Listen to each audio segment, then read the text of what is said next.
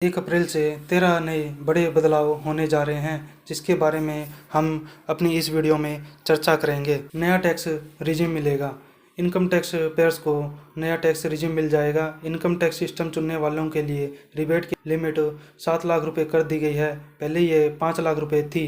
Budget में salaried class को एक और राहत दी गई है। नया टैक्स सिस्टम 50,000 रुपये का स्टैंडर्ड डिडक्शन भी शामिल कर लिया गया है, यानी कि 7.5 लाख रुपए तक की सैलरी पर कोई टैक्स नहीं लगेगा। सिर्फ 6 डिजिट वाले हॉलमार्क सोने के आभूषणों की बिक्री होगी। नए नियम के तहत 1 अप्रैल से 6 डिजिट वाले हॉलमार्किंग के बिना सोना नहीं बिकेगा। जैसा आधार कार्ड पर 12 अंकों का कोड होता है, उसी तरह से सोने पर 6 अंकों का हॉलमार्क कोड रहे होगा। इसके हॉलमार्क यूनिक आइडेंटिफिकेशन नंबर यानी HUID कहते हैं। प्रधानमंत्री वय वंदना योजना बंद होगी। प्रधानमंत्री वय वंदना योजना यानी PMVY में निवेश करके आप आसानी से अपने लिए पेंशन का इंतजाम कर सकते हैं। ये स्कीम 1 अप्रैल से बंद हो रही है।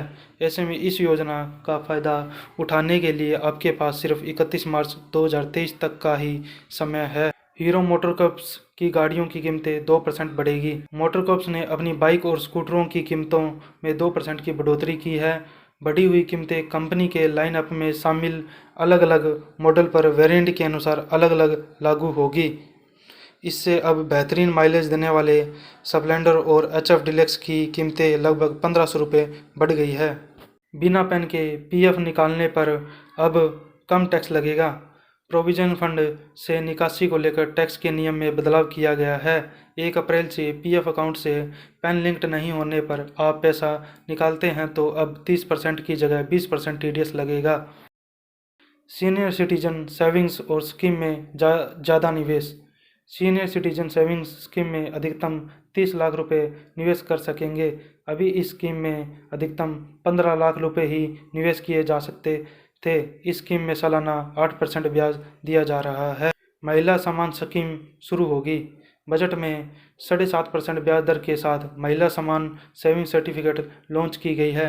महिलाएं 2 सालों के लिए अधिकतम 2 लाख रुपए जमा कर सकेगी। गाड़ी खरीदना हो जाएगा महंगा। 1 अप्रैल से BS 6 phase second emission norms लागू हो रहा है। इसके चलते मारुति, होंडा, हुंडई और टाटा सहित अन्य कंपनियों ने गाड़ियों के दाम बढ़ाने की घोषणा की है।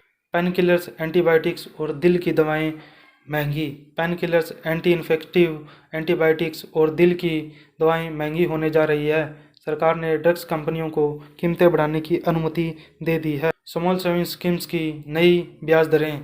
सरकार हर 3 महीने में स्मॉल सेविंग स्कीम पर मिलने वाले ब्याज की समीक्षा करती है।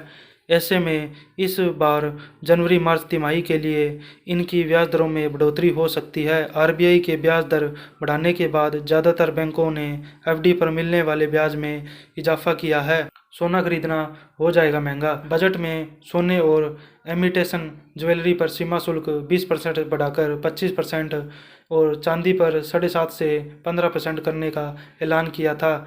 ये नया टैक्स सिस्टम 1 अप्रैल से लागू होगा। इससे सोना और चांदी की कीमतें बढ़ सकती है। डेट म्यूचुअल फंड पर LTCG टैक्स बेनिफिट खत्म। डेट म्यूचुअल फंड पर मिलने वाले लॉन्ग टर्म बेनिफिट 1 अप्रैल 2023 से खत्म हो जाएंगे। इनसे होने वाले गैस को शॉर्ट टर्म गैस माना जाएगा। गैस सिलेंडर के दामों में हो सकता है बदलाव। सरकारी ऑयल मार्केटिंग कंपनियों पर हर महीने की पहली तारीख को गैस सिलेंडर के दामों की समीक्षा करती है।